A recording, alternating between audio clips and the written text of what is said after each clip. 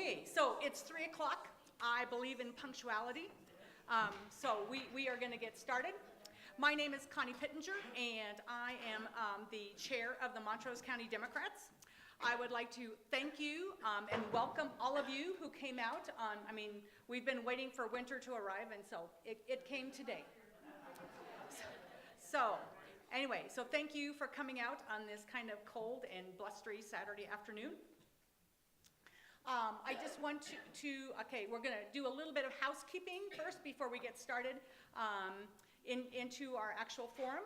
So first of all, I'm going to let you know that we do have an extra microphone up here and we have a camera up here. And we're going to welcome the people in the West End and the East End of Montrose County. We are live streaming to some people in Mayer. And we are also live streaming over to Nucla.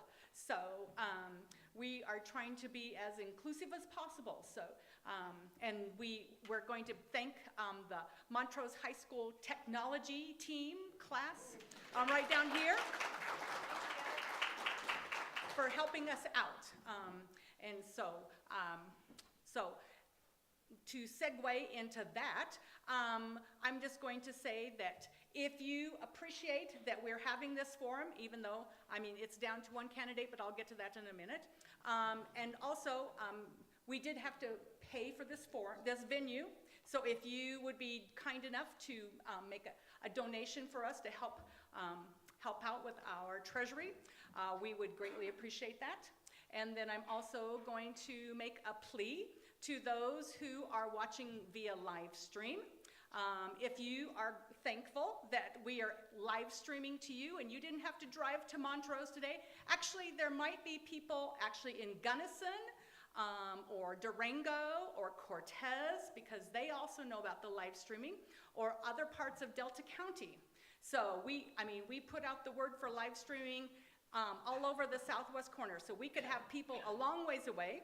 So those people who are viewing live streaming, if you appreciated having this opportunity to get to know one of our Attorney General candidates, you can make a donation on our website, which is montrosedemocrats.org.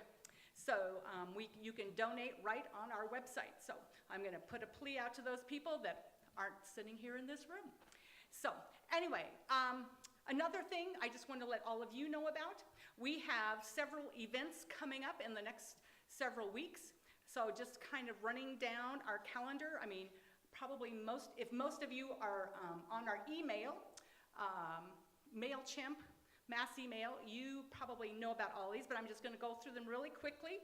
This Tuesday night, February 13th, if you haven't had a chance to get to meet Seth Kagan, he is running for House District 58. He is going to be down at Two Rascals Brewery at 5:30. So come and get to meet him. I think that we have a really good candidate there for House District 58. Then the next meet and greet is going to be next Sunday, not tomorrow, but a week from tomorrow on the 18th.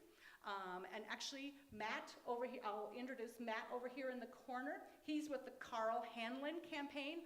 Carl is running for the Congressional District 3 seat, now held by Scott Tipton. And so if you would like to come and meet Carl and get to know him a little bit better, he's going to have a meet and greet down at Cimarron Roasters, which is off of Grand Avenue. That's going to be Sunday afternoon, the 18th at 1 o'clock. Then the next one is going to be on Friday, February 23rd from 4 to 6 p.m. And our other candidate for the 3rd Congressional District, Diane Mitch-Bush, will be at Intrinsic Music, which is a place over here right on Main Street. She'll be there from 4 to 6 for a meet and greet on Friday the 23rd. Just prior to our big gubernatorial forum that we will be having on Saturday the 24th. And that candidate forum, I hope a few more people come for that, is going to be at Centennial Middle School in the gymnasium. And we are, I've been told that Centennial Middle School Gymnasium has plenty of MPBS. I think I got all in the right order. All right, those little megabit things that you have to send it out over the internet. So we will be live streaming. We will be live streaming our gubernatorial candidate forum as well. So all of you people on the outskirts will be sending out that link so that you can connect into our gubernatorial forum. That's going to start at 9:30 a.m. On the 24th. And so we will, again, need questions from you prior to that, but I'll send that information out in an email so you can have that. So anyway, so then we've got that and all of this, getting to know these candidates. The whole purpose of having these forums is so that when you come to the caucus, whether you're coming to the caucus in Montrose, or the caucus in the West End, or the caucus in Mayer, or a caucus in Gunnison, or Durango, wherever you're going to caucus, you will know these candidates better because we will be doing a straw poll and a preference poll at the caucus. And so we want you to be informed voters, and that's the whole purpose of having these forums, is so that you can get to know the candidates, so that we can support them, but also do a preference poll and then follow our grassroots process. I mean, it starts at the caucus. That's where we start in Colorado, is at the caucus level. And so we build from there. We take those delegates from the caucus level to the county assembly level, and then from the county assembly level, then we take that to the state assembly. So, but we want you to meet these candidates so that you'll know who you're talking about and something about them. So anyway, that's a little bit of history about why we put together these forums. Date for the caucus? Oh, thank you. The date for the caucus is Tuesday, March 6th. And it will begin promptly at 7 o'clock. We will be back at Centennial Middle School, but this time we will be in the cafeteria instead of in the gymnasium. Our caucus will be in the cafeteria at Centennial Middle School. The doors will open at 5:30 for registration. So hopefully lots of people will come and be enthused about our caucus. So I think that that's all the dates that I need to give you. And I asked for our donations. And so basically, we did have at one time 5 candidates for our Attorney General, and that's why we were wanting to have this forum to begin with. We knew from the very beginning when we set this date way back in December that Phil Weiser was not going to be able to be here today, but we were hoping that a representative from his campaign would come, but that person was in Grand Junction but didn't come on down here to Montrose, or come up to Montrose. So anyway, the other candidates, Brad, I'm not sure if his name is Levin or Levin. I've not met him yet. And so he had a family obligation today, so he bowed out of our forum. Michael Doherty, who did come and have a meet and greet here earlier in the early summer, has withdrawn from the race of Attorney General because he has put his name in to be potentially the district attorney of Boulder County. So he is no longer in the race. So we're down to just 4 candidates for the Attorney General slot, and Joe Salazar, well, he just didn't show up. So anyway, that's all I can say. So basically, we're going to kind of modify our forum today because we just have one candidate. We just have Amy Padden, and so we're not going to be as strict on the rules. We're going to let her answer the questions for as long as she wants. And if you didn't get a question in when you came in the door and you think of one during the forum, we're going to have plenty of time for you to ask more questions. So feel free to do that. And if you, before you leave, if you want to talk to Matt over there in the corner about the Carl Hanlon campaign, you can go visit with him. So anyway, I'm learning to be very flexible, and so Our moderator for today was not able to come, so Dan Hotzenpiller, our district attorney, came, and so he's being very flexible, and I said, would you jump in and do this for me? And he said, sure. So I'm going to introduce you to our district attorney of Judicial District Number 7, Dan Hotzenpiller.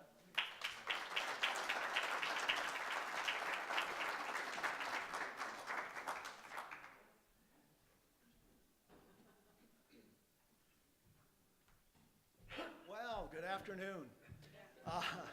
Flexibility and wow, Connie, I'm impressed. You got through all of that stuff and no notes. Didn't she do a great job?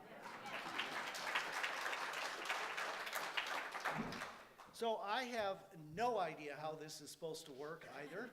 I have the privilege of being asked to be the moderator at the gubernatorial forum later. I'm very excited about that. And I think we'll have some more rules, and maybe I'll even have a little more instruction and be more prepared. But what's great here is Amy is here. I have not had a chance to meet Amy, and I'm really looking forward to hearing from Amy and hearing about her and some of the responses to these questions. So my intent here is to just help. I'll read some of the questions that have been prepared. Maybe give Amy a little background if they are on local issues, as well as then just try to facilitate follow-up and further questions. I'm not even sure where I'm supposed to be, but it doesn't seem like I'm supposed to be the one in front of the mic. It also seems to me that we ought to give Amy a chance to introduce herself, and so let's do that. Welcome to Montrose, Amy. Thanks, Dan. Appreciate it. Thank you, everyone, for being here. It's so great to see so many people in the room. It's really important. This race is so important this year, more so than it's ever been before. It's really important that we get a Democrat in the seat and that we win the seat back. So thanks for all the organizers, to Connie and Jane, and to the folks from Montrose High School here. You guys are the heart and soul of the party, and it's the work that you put in and day out. You do it on a volunteer basis, and it's really crucial. It's what's going to help us win in 2018, up and down the ticket. So my name is Amy Padden, and I'm running to be Attorney General because we need a strong Attorney General who will lead. We need an Attorney General who will combat sexual harassment and sexual assault. We need an Attorney General who will take on big corporations and big pharma. And we need an Attorney General who will stand with our dreamers. Democratic state attorneys general have been at the forefront of these fights all around the country. And in particular, 2 women are leading the way. Maura Healey, who's the Attorney General in Massachusetts, and Ellen Rosenblum, who's the Attorney General in Oregon. Maura Healey was a state assistant attorney general before she was elected to office, and Ellen was an assistant U.S. attorney before she was elected to office. I've held both those positions here in Colorado. I've been a state assistant attorney general working in the consumer protection section, and I've been an assistant U.S. attorney. Most recently, I was the 3rd in command at the U.S. Attorney's Office, where I managed a large staff of prosecutors and investigators. We need a Democratic AG here in Colorado who will take on the tough fights, one who knows how to win in courts and how to build a winning team, and one who has the experience and the tenacity to get the job done. And we need an Attorney General candidate who can go toe-to-toe with George Brockler, who's going to be the Republican nominee, and take on his special interest backers. You stack my experience and credentials against George Brockler, and I win. You put me in a courtroom with George Brockler, and I will win. You put me on a ballot against George Brockler, and we will win the seat back. But I need your help.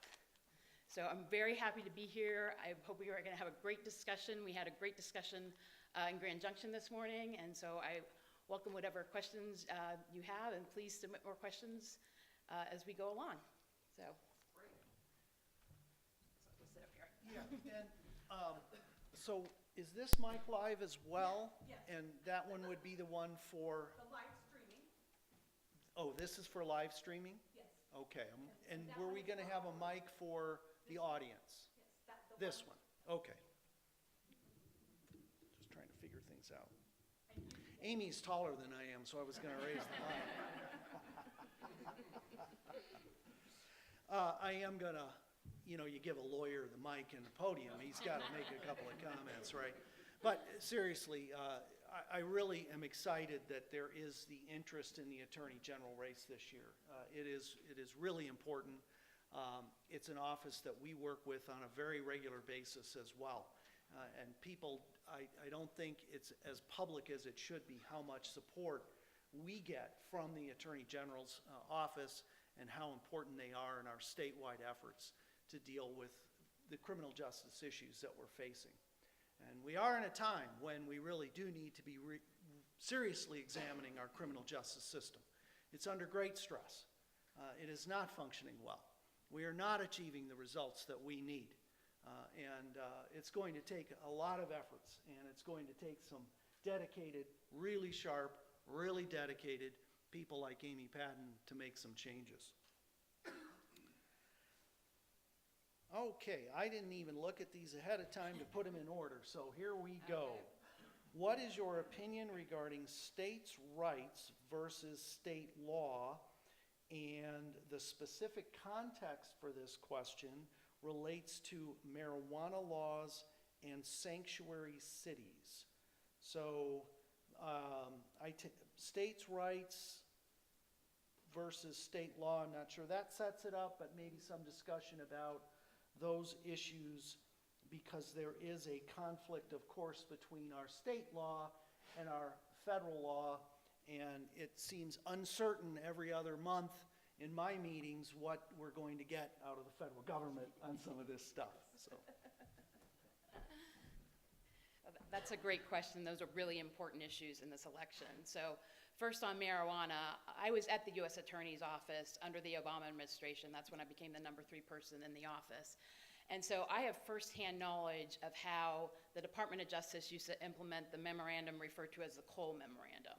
And that was a very thoughtful policy that the Department of Justice put together to apply to states such as Colorado where marijuana use was legal.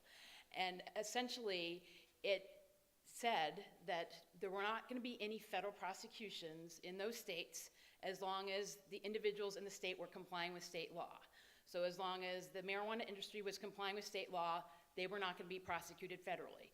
That was something that those industries could rely on, and it brought a lot of certainty, and frankly, it allowed our marijuana industry to prosper.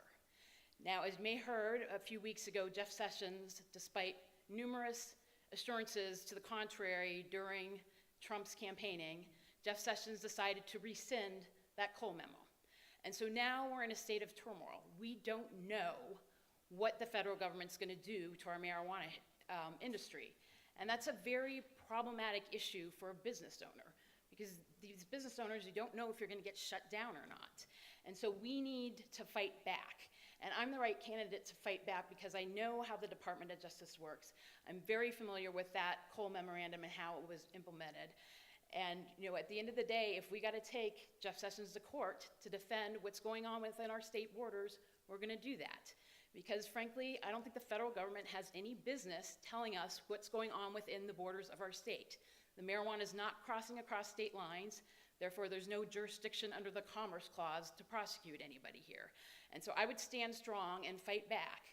And I would really work hard to get the Department of Justice to go back to its original policies so that our legitimate business owners can rely on it, and focus its attention on the black market and the gray market, because we still have problems in those areas, and we still need help.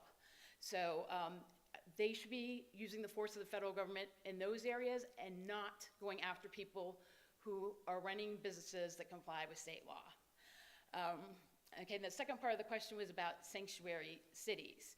So again, I would take a very similar approach. I would like the Department of Justice and ICE, they should be focusing their attention on violent criminals and deporting those people. But people shouldn't be scared to go out of their house. They shouldn't be scared to appear in court. They shouldn't be scared that they're going to get in a car accident and they might get picked up by ICE and whisked away. I mean, We can't be living in a society like this. And we need a strong Attorney General who's going to fight back, who's going to stand with our dreamers and make sure that the federal government minds its own business and leaves the people of Colorado alone.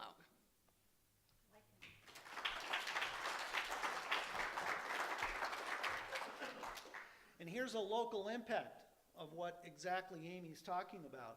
When people are afraid that they're going to get deported, or afraid that their husbands or their spouses are going to get deported, they don't report the domestic violence that they're experiencing. They don't report the sex assaults that they're experiencing. And, you know, that's simply not okay. Those are people who live in our communities, contribute to our communities, and they deserve our respect and they deserve our protection when they're being abused. And that's what we're seeing right now. So I'm going to ask you a question here. Do you know what the Obama area Waters of the United States rule is? Because I don't. I am actually not. Yeah, That this is familiar about with it. water. Does who It's the Clean Water Act. Okay, so maybe if I'll read the question now, but maybe we need some clarification then from Jane on, because I don't know what that rule was either. Yeah, I'm not sure either. So the question is, the attorneys general of 10 states and the District of Columbia have filed suit against the current administration in federal court for delaying the Obama era, thank you, Obama era Waters of the United States rule, and apparently that has to do with the Clean Water Act, is that correct? Clean Water Rule, yeah. Doesn't it define what are considered navigable or Yes. navigable waters Yes. and what are under jurisdiction? What waters are under jurisdiction of federal law? Okay. Yeah. So I'm going to just indicate that if, you know, Amy isn't up to speed on that, but the general question really is, Colorado is not one of the states included in the suit. Where do you stand on this issue, which I think Amy can inform us on what it's like to sue the federal government and what her vision of that is. Yes, so I was tasked with defending the federal government for the past 10 and a half years of my career. So I know what it takes to sue the federal government. I understand that. So I think what the question is getting at, though, is whether the water rights are going to be governed by state law or federal law. And so this is another area where we don't want the current federal government encroaching on our states' rights. We've had a compact with water law that's been in effect since, I think, 1922. And we've been negotiating that with other states. And when we have a dispute with other states, we go to court, because that's what the Attorney General does. And so my concern is that we don't want the federal government stepping in and disrupting that process. It's been working pretty well for the past almost 100 years. And, for example, ordering us to send more water to Arizona or to another state. That shouldn't happen. It's our water. We should be able to continue to negotiate these compacts and deal with the other states and then litigate as needed. So that's what I would do as Attorney General. And this one is related, Amy, so I'm going to follow up with this one. As Attorney General, what can you do to safeguard our public lands if the current administration attempts to reduce our national parks or national monuments? Yeah, that's another really important issue, especially for us here in Colorado. We have so much public land, we have so much beautiful open space, and it's very concerning that the current administration wants to maybe even potentially sell it off or allow it to be explored for fossil fuels. And again, we don't want that to happen. So I would do what I've always done throughout my career. I would first try to resolve disputes amicably. We try to, reach across the aisle and see if you can work things out. That seems fairly unlikely with the current administration. So if that doesn't work, then I do what I've done in my career. I go to court and we're going to fight. And we're not going to let Donald Trump and Jeff Sessions or anybody else in Washington, D.C. come in and, take over our state and sell off our public lands. We're just not going to allow it to happen. But we need a strong Attorney General who can get in there and fight in court and protect what makes Colorado so beautiful, which is all our public lands. Thanks.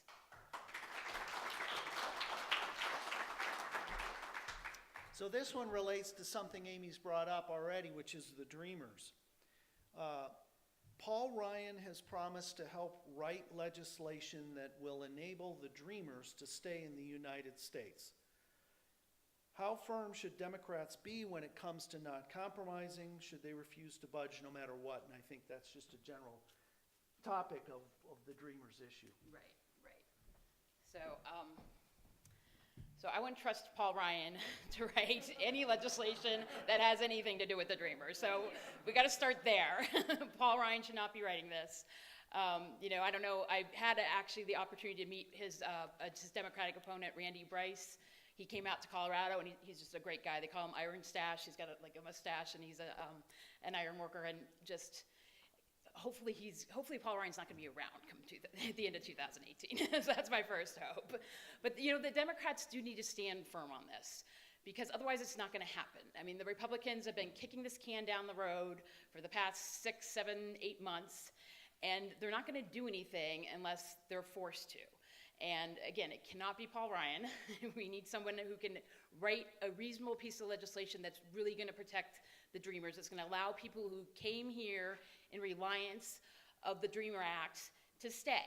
I mean, those people, we cannot be deporting people who are here and have been contributing to our society, who have roots here, who have families here, who have jobs. They get to stay. And so this is something that the Democrats really need to fight hard on, but honestly, it's going to have to come from Congress. And so hopefully we can flip Scott Tipton's seat, and then we can really get some progress done. So thanks. Yeah, indeed, many of those folks came when they were kids. They didn't even make the choice to come here. I saw this gentleman's hand first. Can I go ahead and start there? So, we often get into these discussions with people who believe otherwise, that when it comes to immigration issues, it really comes down to a respect for the rule of law. And, it's something that, I think we as Democrats really struggle with, right? Because these laws exist, and yet people who are here illegally contribute substantially to our society. So how would you respond to someone who says, hey, this is the immigration law, it needs to be enforced? I'm going to make sure that the folks who are live streaming heard the question. The gentleman made a great point about the conflict between, and these arguments, pointing out that one of the arguments he hears is, well, it's the rule of law. It was illegal when they came here, so it's the rule of law, versus the interest of allowing these folks who are contributing to our communities to stay here. Did I get that about right? Yes, so again, I think the primary goal here is to get a fix from Congress, because then it will be the rule of law to allow the Dreamers to be here. But we also had an executive order from President Obama, which also has a force and effect of law that people relied on, and they knew they were going to be protected, and they didn't think that that was going to get taken away from them. So that's very important. But the other thing, as Dan well knows, is all prosecutors have prosecutorial discretion. So just because something's illegal doesn't mean you're necessarily going to prosecute somebody for it. And this is, a prime example that ICE should not be going after the people who are here and contributing to society and relied on the Dreamer Act they need to tear them out and deport them. That's not a good use of prosecutorial discretion. And again, I would like to see ICE focus its resources on people who are here committing violent crimes. Let's get those people out of our country. But let's let the people who came here, some of them as children, and that they're contributing to society, they need to stay. And we need to find a way to make that work.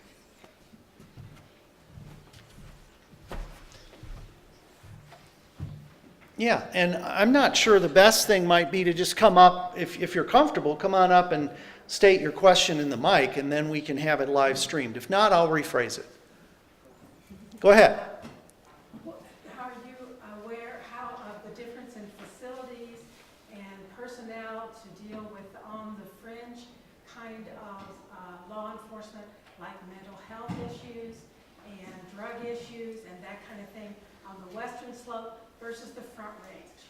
There's a big hole on the western slope for facilities and personnel to deal with that. Great. That's a whole new question in a way, which is a great question, which is about the disparity of resources available in our rural communities versus our more populous areas of our state, and the challenges that that causes for us in providing human services as well as its impact in criminal justice areas.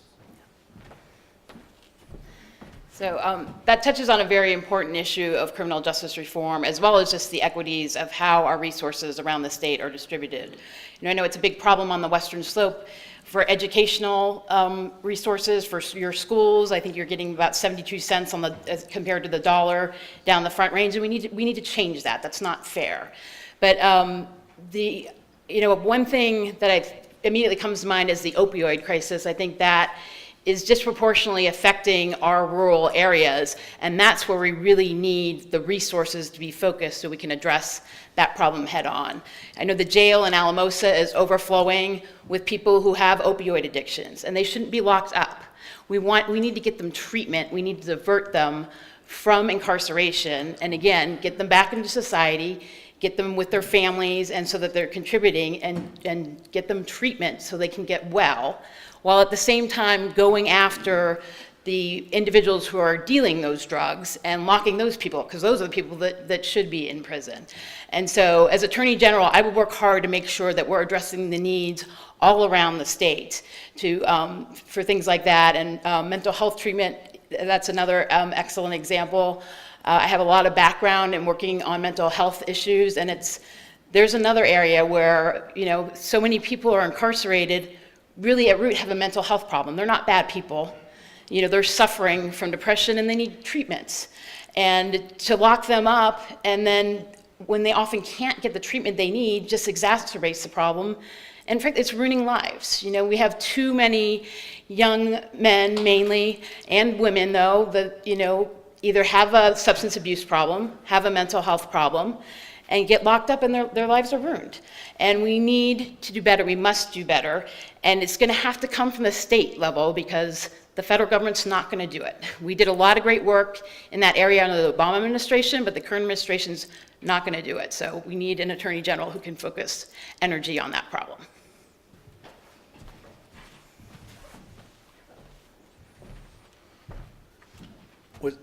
Was your question a follow-up to that? If not, I'm gonna. Yeah, it is, Dan. Great. And it has to deal with, basically with Montrose County, and you might be able to answer the question better, but the sheriff's jail, we're looking at spending millions of dollars for another pod on, because we don't have the right classification for the prisoners and everything else. How does that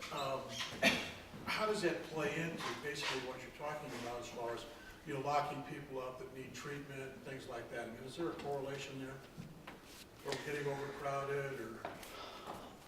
Let me, I'm not trying to steal the stage here, but there's a couple issues there. One is, please listen to the Montrose County debate and ask yourself, is there any talk about programs that could be instituted that might make a difference in our jail numbers versus just building beds, right? And I haven't heard any talk yet about maybe there's some things we can do with programs and things that can keep us safe but also reduce that demand.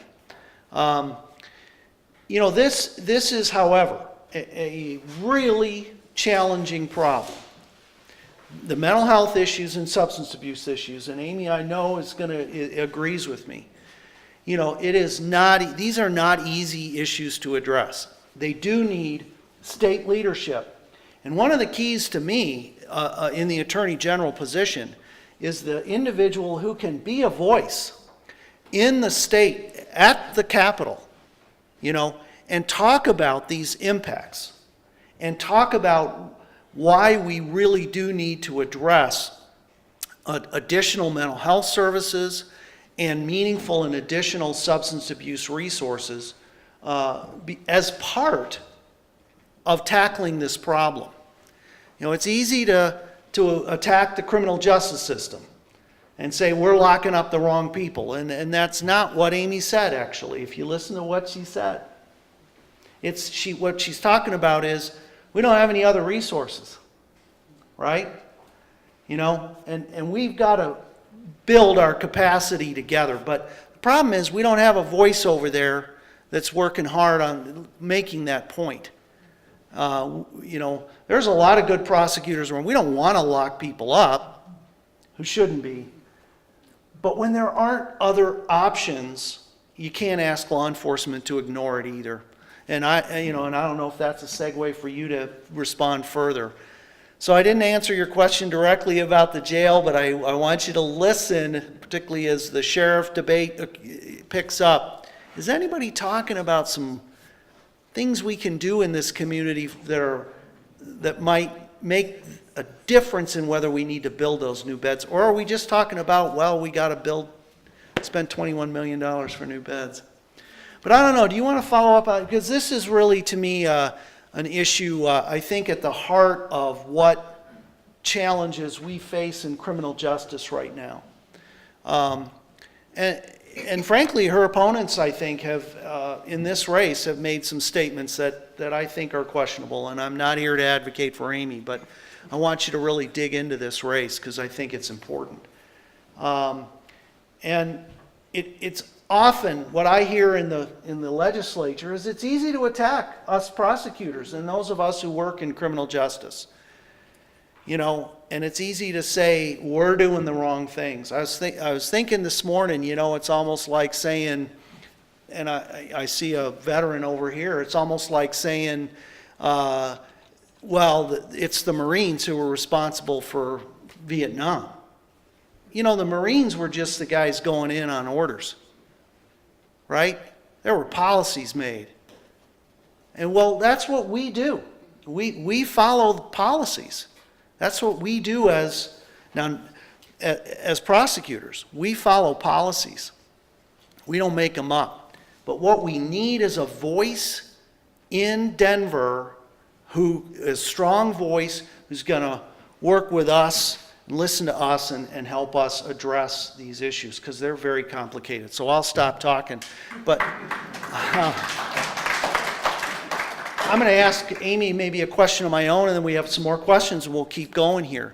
How do you view the relationship between the Attorney General's office and us lowly state prosecutors? She doesn't think that way. I know she doesn't. No, I don't think that way at all, Dan. And Dan, you're doing the really important work on the criminal front. And you're exercising your prosecutorial discretion and making sure you're bringing the right cases rather than the wrong cases. And so, unfortunately, we don't have Dan in all of our judicial districts, and we've got some much more conservative and much more aggressive prosecutors that are bringing, frankly, cases that they probably shouldn't bring.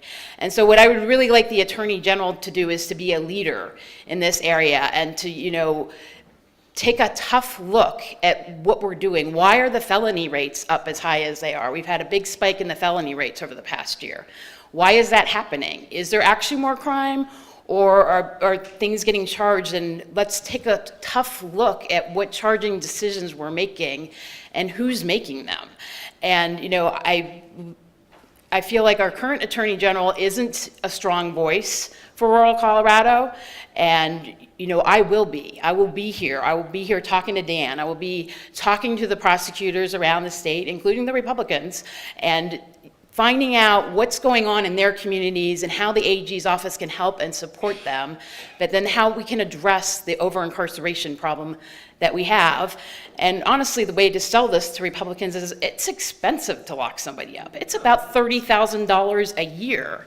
Whereas if you put someone in a treatment program, it'd be like $6,000 or $8,000 a year. At the end of the day, we're save money, and frankly, we're gonna save lives. I mean, I truly believe if we can get more treatment, we're going to bring the opioid death rate down. I think we will reduce crime in the long run, because if we get people treatment for mental health and for addiction, there's going to be less criminal activity to charge in the first place, and then we'll solve the problems. We'll have enough beds for the real criminals that we need to put away. So. Yes, sir. Is your question a follow-up? In some sense it is. Okay. My question is, first of all, I want to say I'm impressed. I think I understand why the other people didn't show up.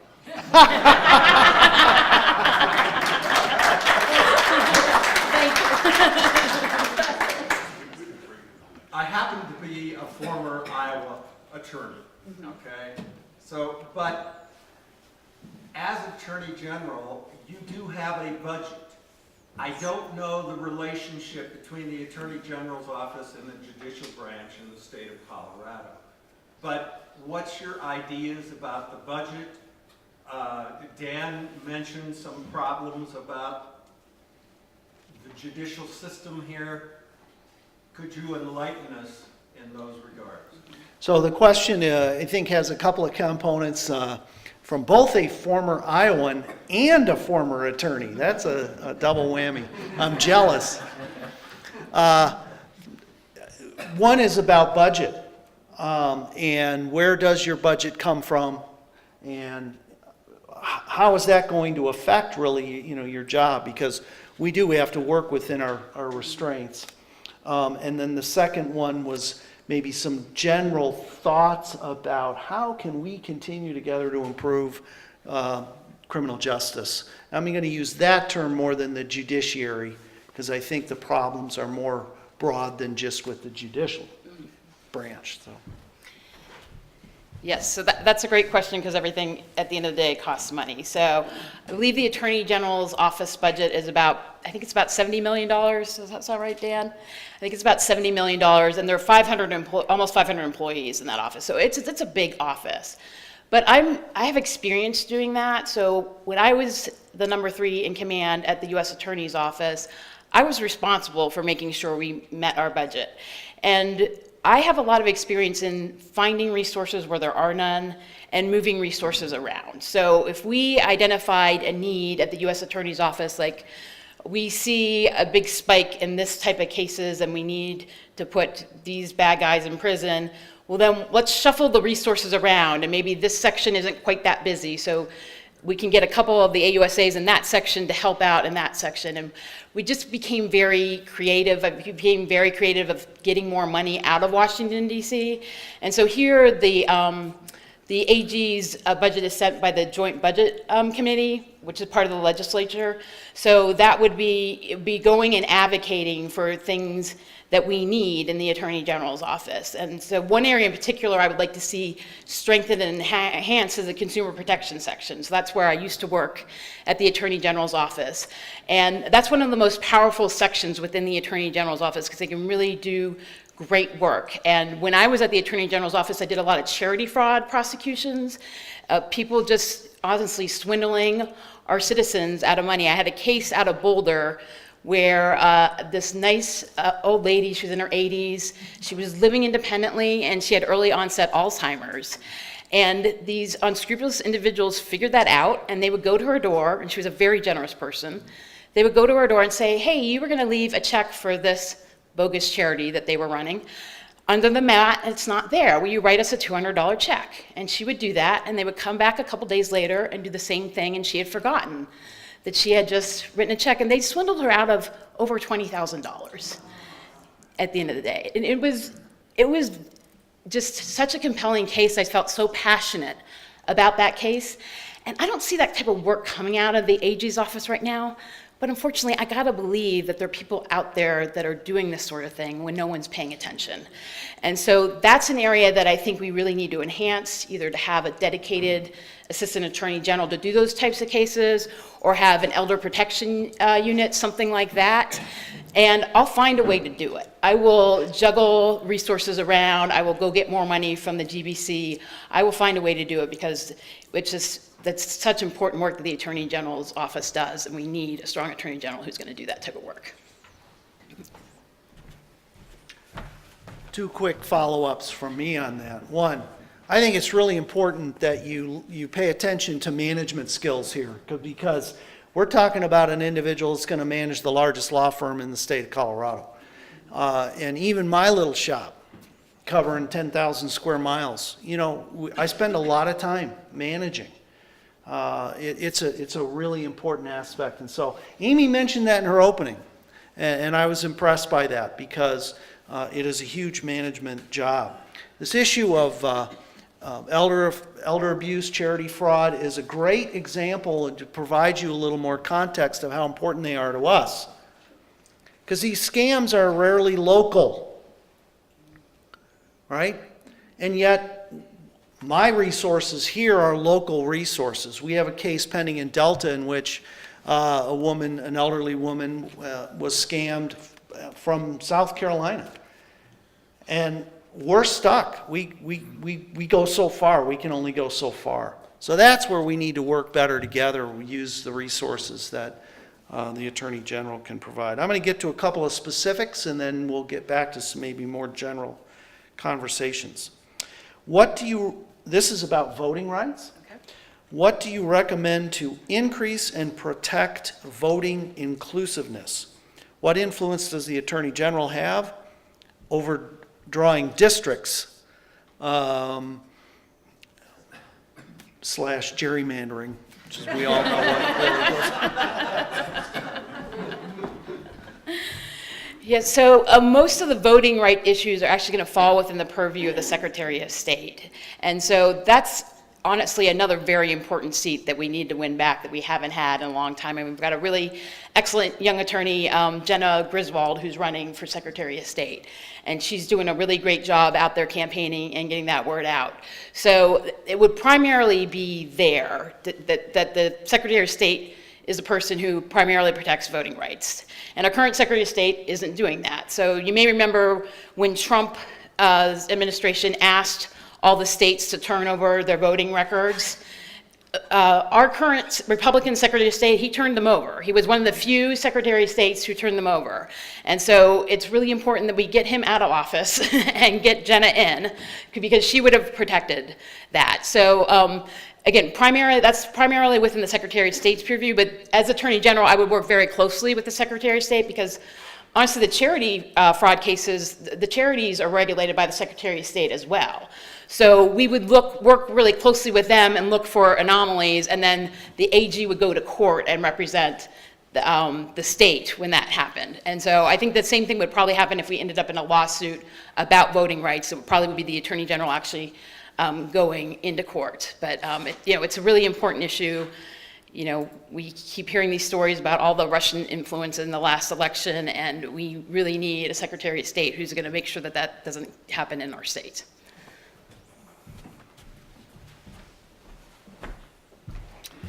Is there anything the Attorney General can do to help promote renewable energy? So, not directly, but I believe indirectly, yes. And here's a couple ways that I think that could be affected. First of all, I'm very concerned that the EPA is not going to do its job. The EPA is just going to stand down. And so where you need a strong Attorney General who at least enforce our state environmental policies. And I think if we get a strong AG to do that, it's going to naturally drive people towards renewable energy. We need to increase the incentives to do that, because that's the wave of the future. We're way too reliant on fossil fuels. We need more renewable energy, and we need an AG who will do whatever they can. But I think the primary incentives for that are going to come from the legislature and the governor.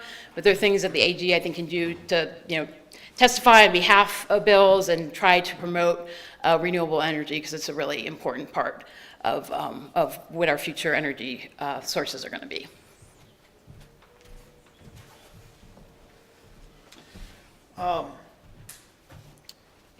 Yes, great. Yeah, I have a question on what your feelings are on women's equality and birth control and women's issues in general. So, I'm a woman, but that doesn't necessarily mean we all agree. so the question is about, You and I are going to agree. Question is about women's rights, women's equality issues. I think there was another one in there, but I'll let Amy deal with it. Yes. So women's equality is very important to me. I mean, I find it astounding that we live in a state where we've never had a female governor, we've never had a female US senator, and we need to change that. And, you know, I've worked in the legal profession before I was in public sector. I was in the private sector. I was a partner at a law firm, and it's still very challenging to be a woman in the workforce. I feel like you have to work twice as hard. And I feel the same way on the campaign trail. I mean, I want to work twice as hard to get my name out there, to get my name on the ballot, and to win. And that's what I'm going to do. So that's a very important issue. On contraception, I'm completely with you. So there are state attorneys general around the country that are suing over Trump is trying to allow insurance companies to deny coverage for contraception. I mean, it's like we're back to the future, back to the 1960s. Like, are you kidding me? This is a fundamental right. It's been long established. Women have the right to reproductive health care, and we can't let the Trump administration interfere with that. We're not going to let him roll back the clock. So I would stand with those other state attorneys general and fight that, because it's a fundamental right, and we have the right to the contraception and all the right to choose, all sorts of things, and we can't let the federal government dictate that for us.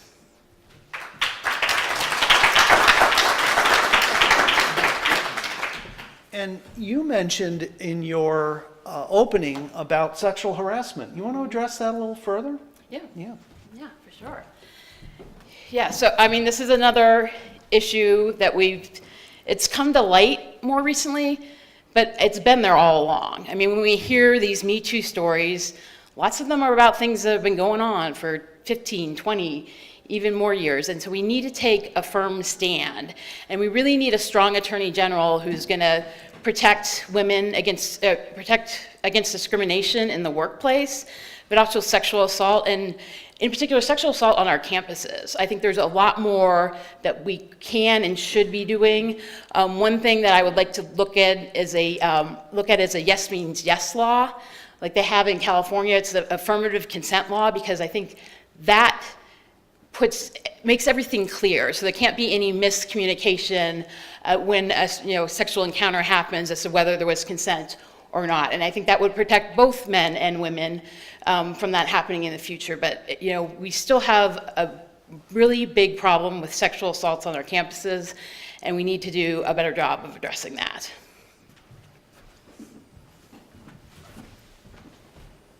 I got two here. Are either of them direct follow-ups on that one? Great, let's do that, and I won't forget you.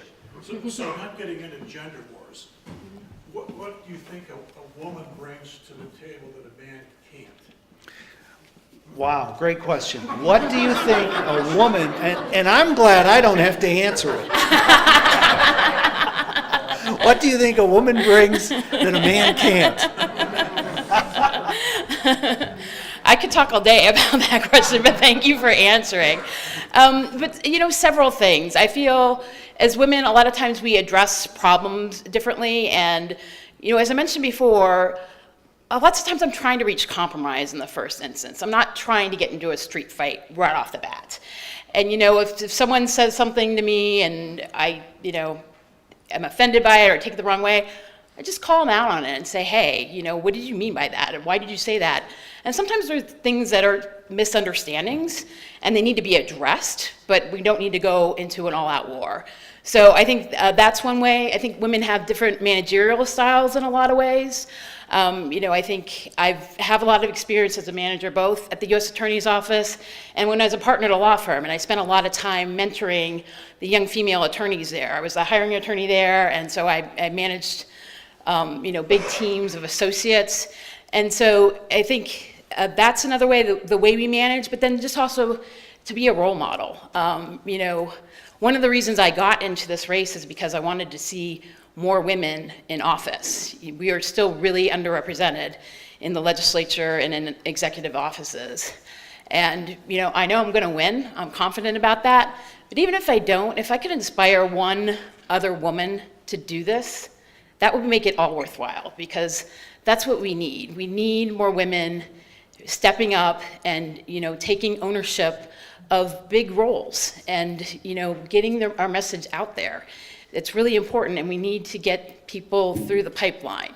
And so, I think there's a bunch of different things that women can bring to an office like this, and I hope to do all those things. So, thanks. There's so many messages in our society, aren't there, that are contrary to that.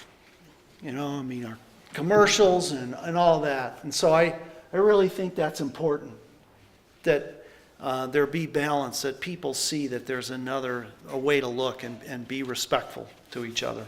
Yeah. So I want to go back to the opioid question, but it kind of is an entree to a bigger question. And there was a 60 Minutes episode not too long ago that talked about the culpability of drug companies, in particular one in Colorado Springs, right, that flooded the market with, what was it, fentanyl and whatever it was. But there's a difficulty in prosecuting white-collar crime. The deck is stacked against the system, really, in terms of holding corporations and their executives responsible. So I'm interested in your thoughts about your willingness to take on those kinds of crimes, and how much, what percentage of your budget would be an appropriate goal to prosecute that type of crime. Great. So I was just checking, and I think your questions are getting picked up pretty well for our live feed audience. So have at it. Yeah, so this is another critical issue facing us. And so there are state attorneys general who are investigating, in particular Purdue Pharmaceuticals, and actually Cynthia Kaufman joined into that investigation. So she is pursuing, Cynthia Kaufman's our current Republican attorney general. Yeah, so she's pursuing that. It's really important, but at the end of the day, if the pharmaceutical companies were misrepresenting how addictive these drugs were, then they caused the problem, and they got to pay to clean it up. And I would stand firm and go after them and make them pay, because the state shouldn't have to pay to do all this. And there are difficult cases to put together, but those cases actually bring money into the state of Colorado, because when we win, we get huge penalties, huge fines, and the money comes into the state. So, I think that would be an excellent way to go to the legislature if I needed additional resources to bring those cases, say, hey, at the end of the day, we're gonna win, because that's what we do. We'll go to court and we'll win, and we'll recoup more than whatever additional budget I'm asking for to bring those cases, so. And then in the meantime, we got to develop more resources about pain management. And we see it in our own communities. And I think that that's so critical, right? Is this discussion about, for all of us, that we have to have a different view about pain and pain management from right in our own communities, our doctors, our folks, and your family members. When you have individuals who you're caring for and they're facing a surgery and they're getting that prescription of, and the doctor tells them, here's 200 or 300 pills, when we all have, don't we? And we've all had this, it's amazing. But we need to take care of each other on this issue too, as well as do this really hard work so that we're taking care of each other, because it's so important. We've got a question about infrastructure, and I don't know that the Attorney General has any authority or jurisdiction to deal with the issues. This is about a particular stretch of our local highway that is particularly deadly. And there's a local group led by our coroner who really is putting a lot of effort into this and energy into this to just try to get it addressed. So I don't think you will have any particular jurisdiction over bridges and highways and roads. But maybe a little bit a broader question about how can you help when there's a local issue that needs the attention from the state capital. Yeah, and I think it's really important that the folks in Denver spend more time in the communities like I am here today and listen to the issues that you're having and work to address them, because I realize that our government is a lot of times, it's way too Denver focused, and we need to move away from that. Because there are other problems in rural Colorado that are different than the issues facing Denver, and we need to make sure that everybody's needs and concerns are being met. So as Attorney General, I would continue to work closely with Dan and the other district attorneys to see, are there things going on in their communities that they need our help with, or that they need us to go advocate on their behalf, and really work hard to try to make sure that everything around the state, all the problems that we have, are being addressed.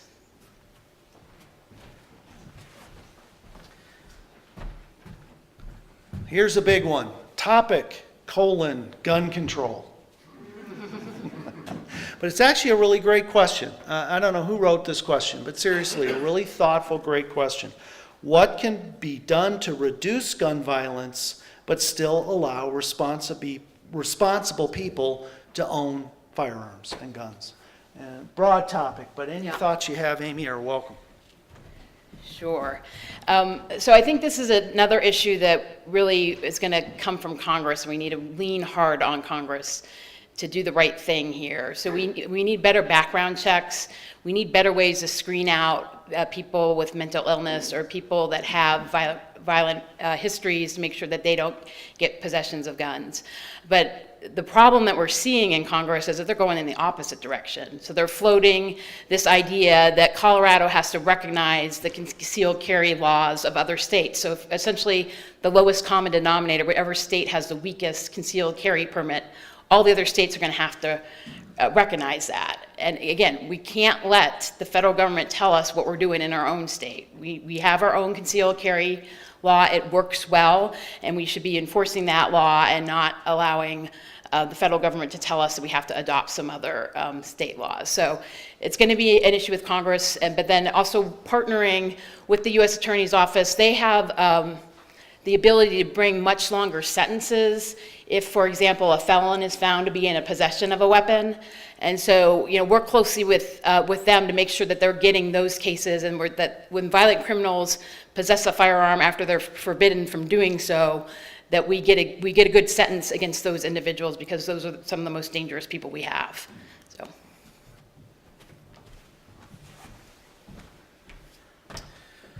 There's even a few more questions about the Dreamers. Did we discuss that enough? And I'm really asking the audience, because if there's still some more, I know Amy can talk further about that, but there's even more.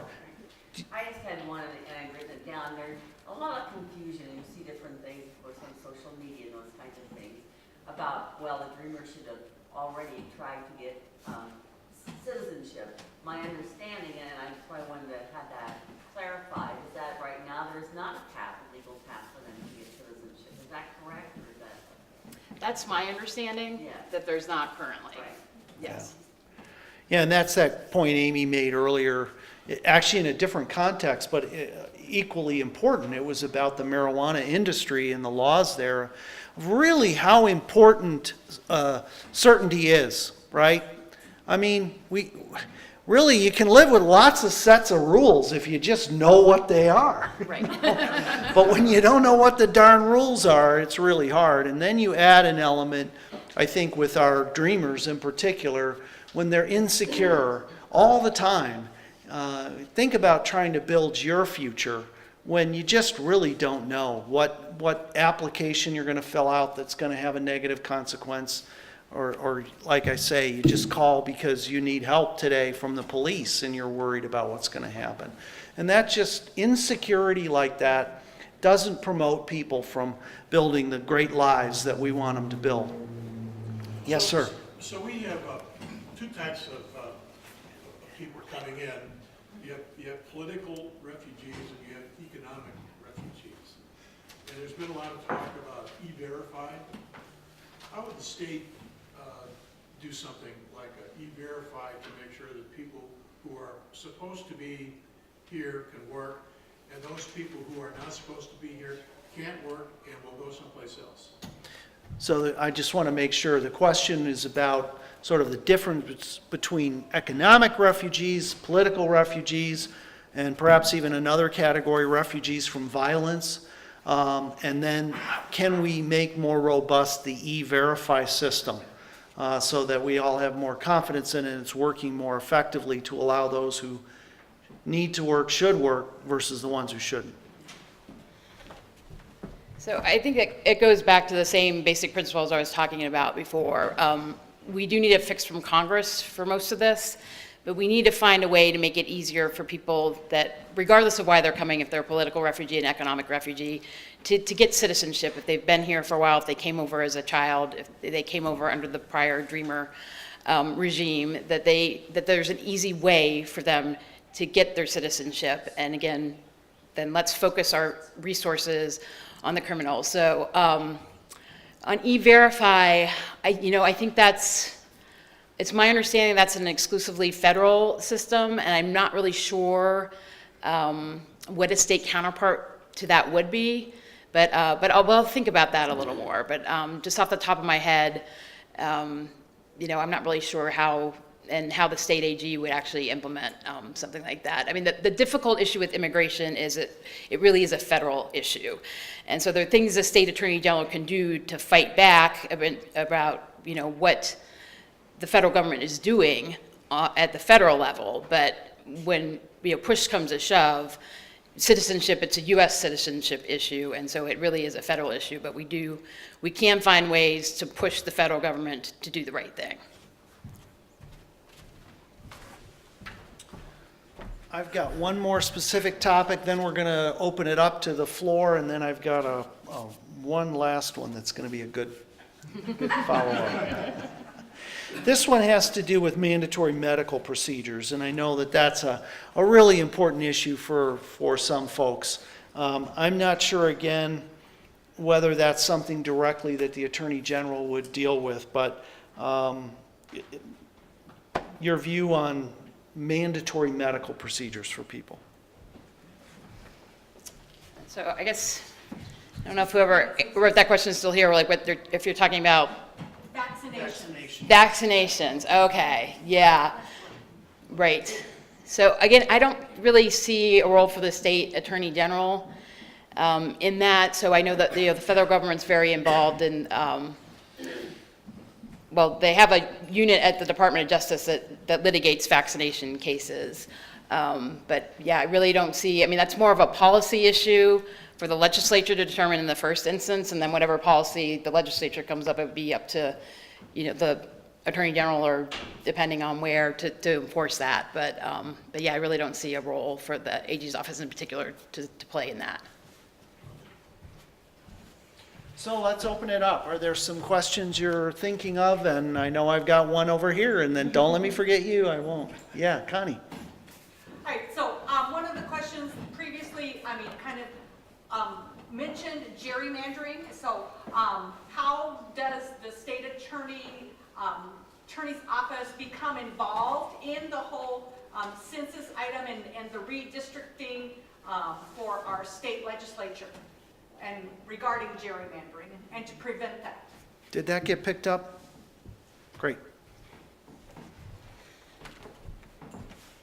Yeah, so I think there's going to be a lot of fights between the parties, I think, about gerrymandering, and that's probably where it's primarily going to come. But it's my understanding we're going to get another congressional seat, I think in 2020. I think we're going to get an 8th seat. That's what I've been hearing.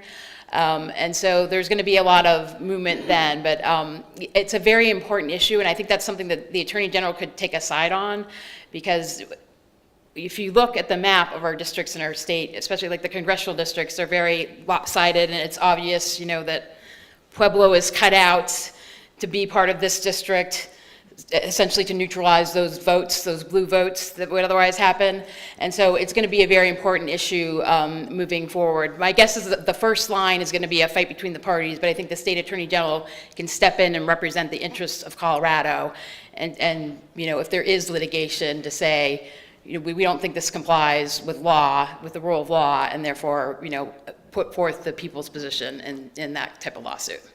So do you, as a follow-up there, so taking it on down to like our state distribution, not the congressional seats, but like for the state legislature, because I know we do have gerrymandering in our state for the state Senate seats and the state House district seats. Right. So it's my understanding that the Colorado Supreme Court has primary jurisdiction over that. But, I'm not that familiar as to what exact role the state attorney general would have in that. But I'll look into that issue some more, because it's a really important issue, and it's really interesting. So I'll take a closer look into that. And we had another one here, so. So this is not an issue that's on the scope of opioid crisis or gerrymandering, but is there a role for the state in eliminating robocalls and scam calls? There actually is, and I'm glad you brought that up, because I've been getting a ton of them lately, and they're really annoying me. So that's actually part of the consumer protection section. Yes, and so we can bring cases for violations of the no-call list. And actually, I did bring some cases about that. We had some charities that weren't complying with the charitable rules about calling for solicitations, and I brought some cases regarding that. But that is something that the AG's office can do.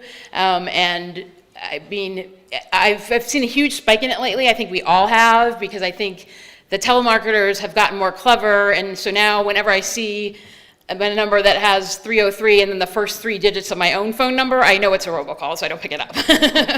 But that is something that the state attorney general can do something about. It's, again, part of consumer protection.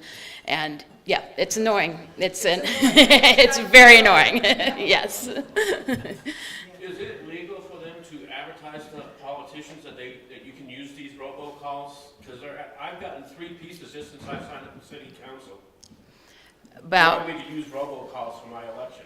I got these in the mail telling me how to call them, and they would set up my robocalls for me. So it's my understanding that political calls are actually exempt from that no-call list. It's for businesses, so, yeah.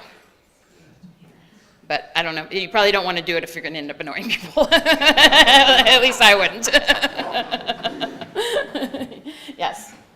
What information do you need to get from these callers to give the agency with the Attorney General's office something to work with?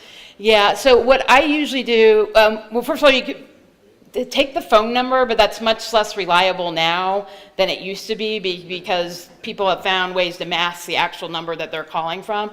But take the phone number. If it's a live person, I always I tell them I want to be removed from your call list, put me on your no-call list, and ask to speak to a supervisor. They're usually going to hang up the phone on you, but at least you can try that.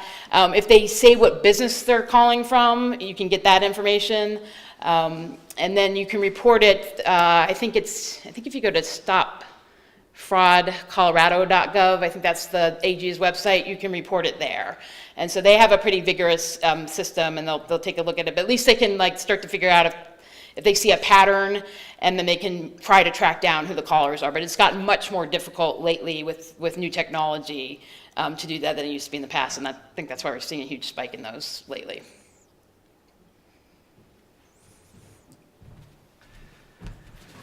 And maybe the only way to fight back is more technology. I heard about an app called RoboKiller. And I'm going to go check it out.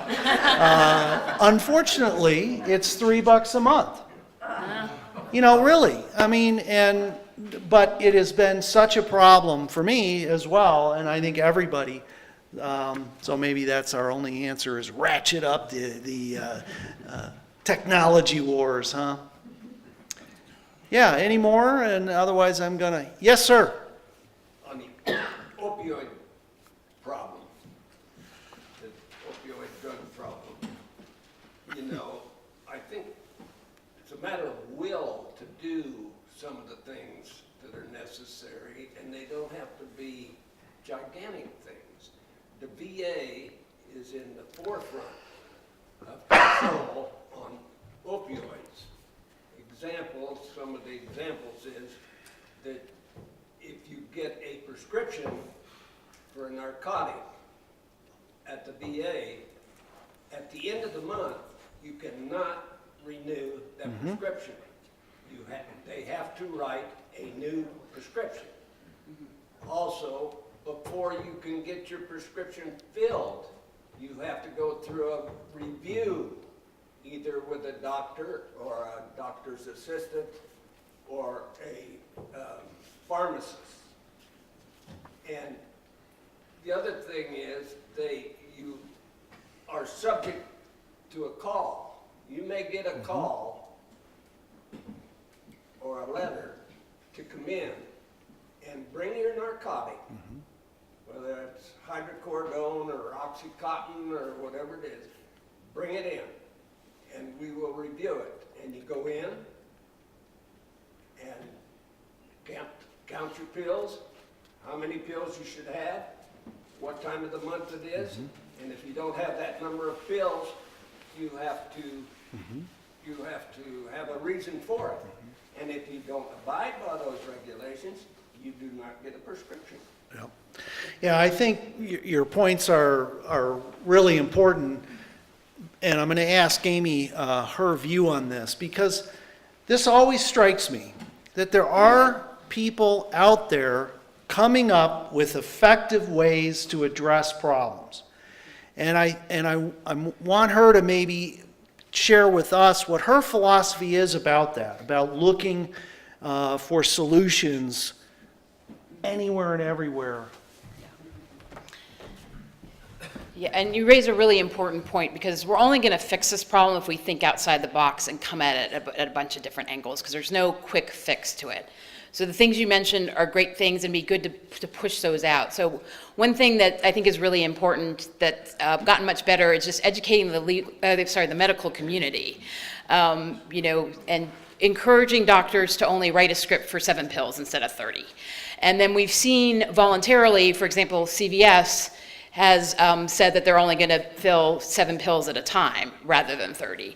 And so, watching how those ideas play out and then maybe working to put them in legislation or trying to encourage other medical providers and pharmacies to do the same thing, I think that's going to prevent future addictions from occurring. And so that's really important to kind of take a really wide-ranging and collaborative approach to how to do that, and not just be locking people up, which is what unfortunately I think the current Trump administration is looking to do. And so we're going to need to find ways to think outside of the box to really get at the root of the issue. Maybe Amy and I can work together and develop this is something I think we need to do, is develop a better public education effort. And this is true in consumer protection as well. We can have all kinds of laws, right? And we can have all kinds of aggressive prosecution, but what we really want is people to not get scammed in the first place. But it's hard because the scammers constantly are changing what they're doing. So that's one area, that consumer protection area.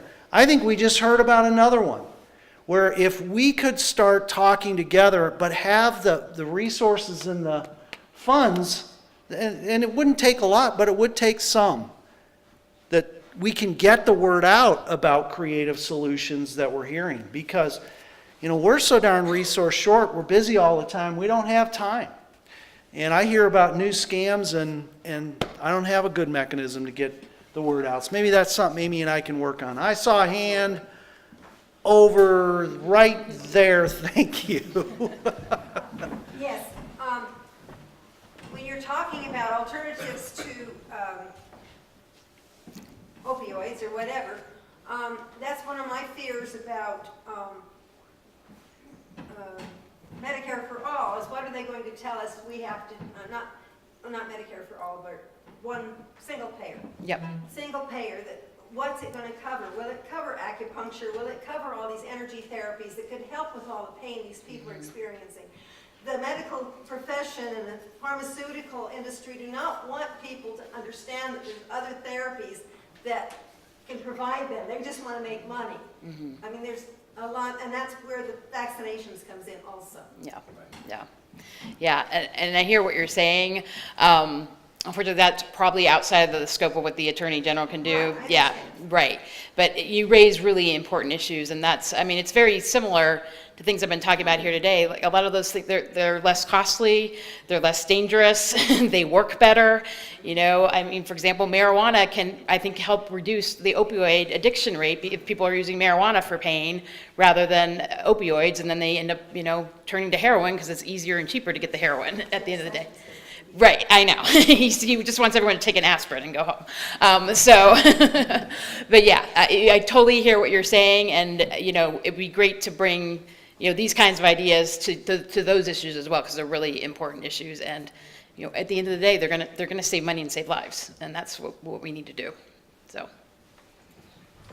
All right. Stand up here. I'm gonna serve her up a big softball. Oh, Lisa, saw your hand go up. Thank you. Cheryl. Actually,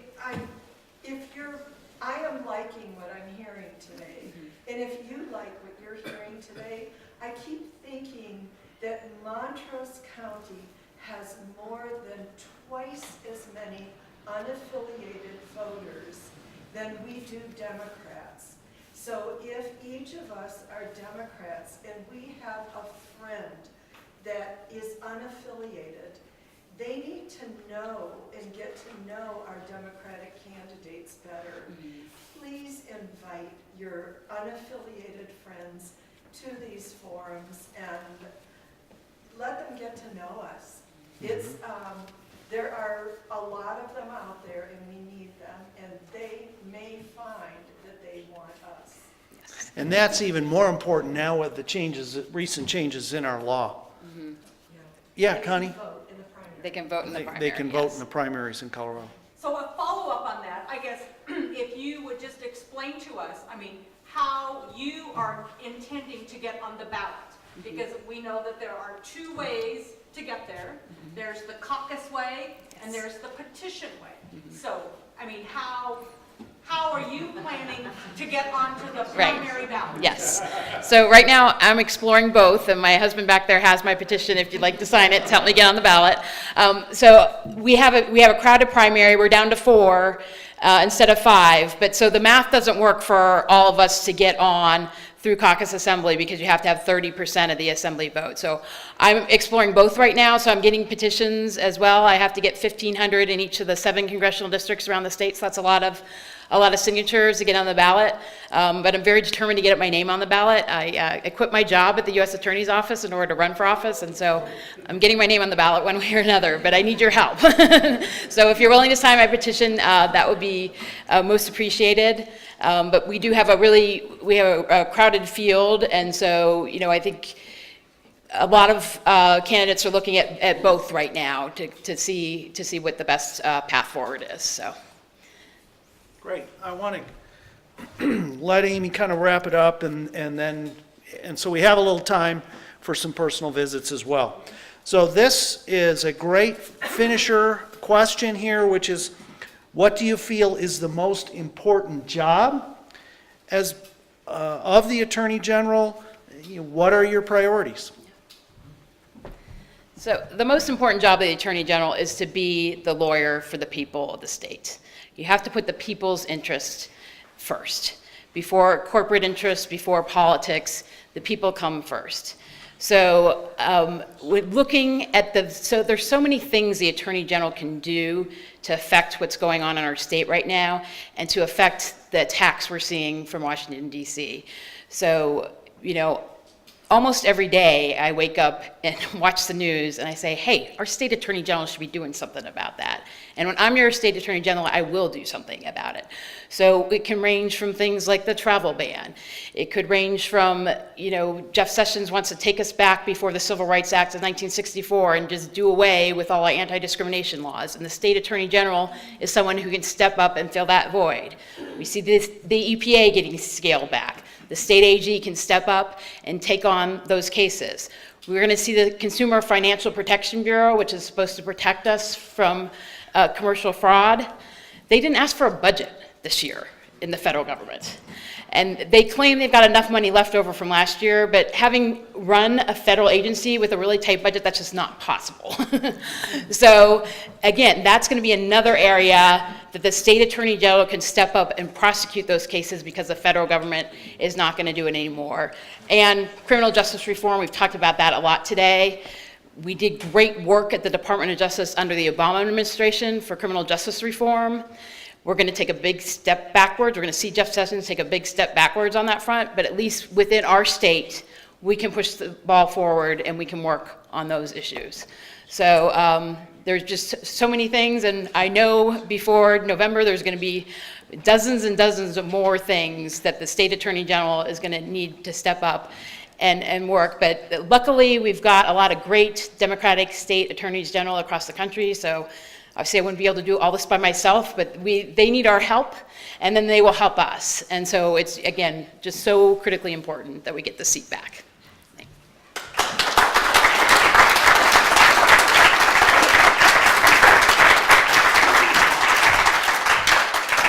Great, well, thank you, Amy, that's awesome, thanks for getting here today.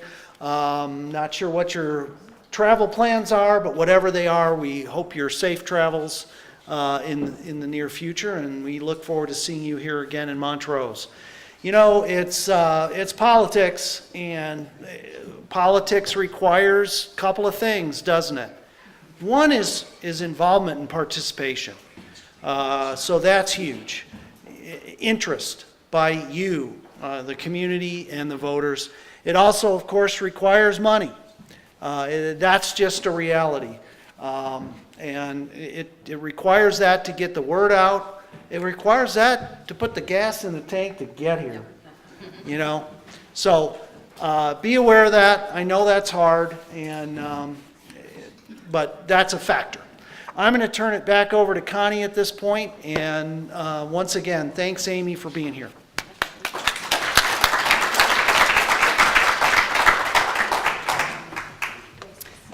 Again, I would just like to thank you for being here. I do have one other person to bring to your attention. So we have one other candidate in the room for all those you that live in the Montrose city limits. We have Jeremiah Quinton, who is running for city council. So we have, other candidates here that other than just state candidates. And again, I'll bring your attention to Matt over here in the corner, who's with the Carl Hanlon campaign. And so if you would, before you leave today, if you would like to sign Amy's petition, we would greatly appreciate that. And remember all of those dates that I gave you.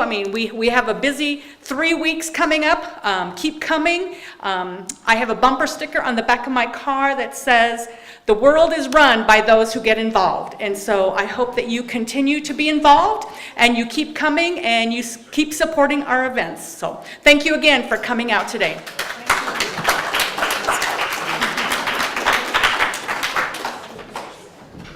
Everybody, if you want to do a petition, I will stand at the door to make things a little easier. And if anyone's interested, we also have some Amy Patton bumper stickers. We're going to help her